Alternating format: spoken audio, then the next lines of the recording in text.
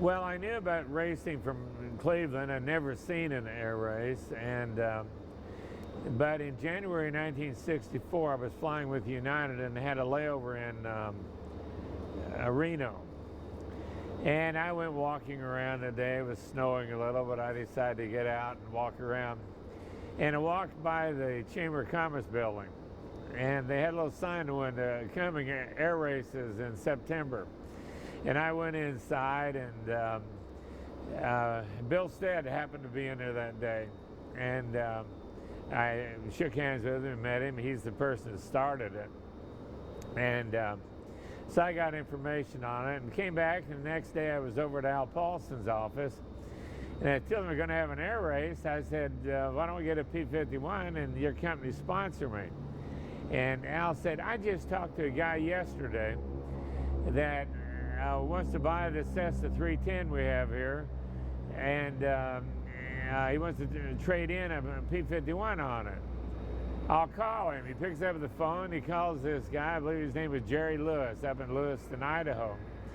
And he said, well, you bring a P-51 down here plus $10,000, you can have the Cessna 310. And we figured the 310 was worth about $17,500. So it means we bought the P-51 for about $7,500. And it had a low-time engine, and it was in very good condition.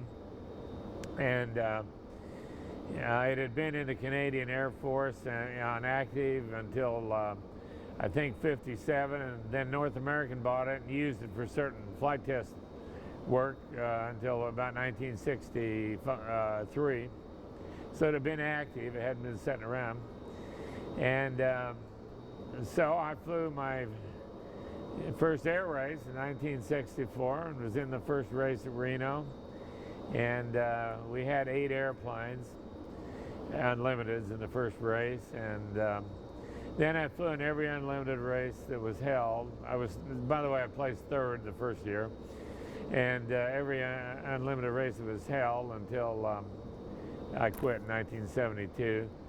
And I won it, Reno and the national championship in 1970.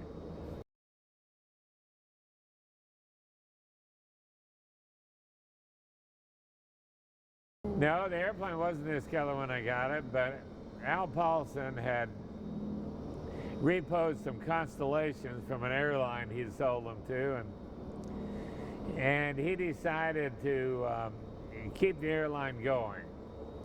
Actually, a couple of his friends wanted to run it, Fish Salmon from Lockheed, and being one. And anyway, Al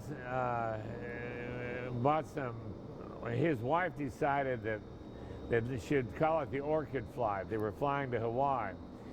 So Al told his purchasing agent to buy 50 gallons of orchid or purple paint.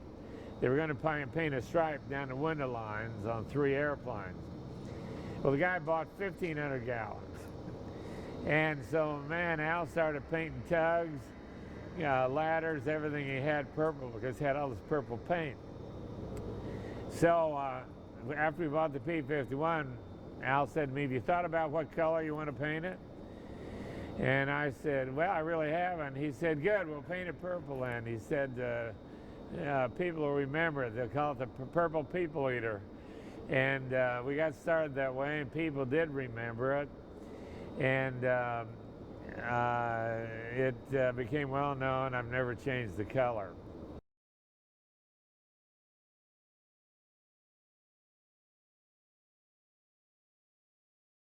Well, people did remember the P-51, and a good friend of mine by the name of Rick Runyon, he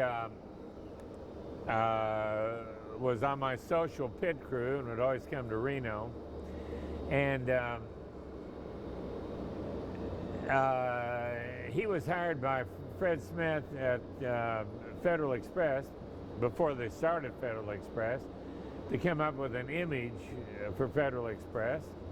And he said he asked Fred Smith what color he would like, and he said, well, I don't really care, but I want a color that everybody remembers.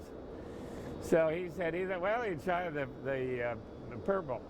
when Federal Express first went into business, they had all the little trucks running around picking up packages, smaller trucks, and they had the Falcon airplanes, and they had a lot of purple on them. And so the reason was this airplane here, and I think they still have a little purple on Federal Express trucks and airplanes, not as much as they had, but evidently he was right, and Al Paulson was right. People remember purple.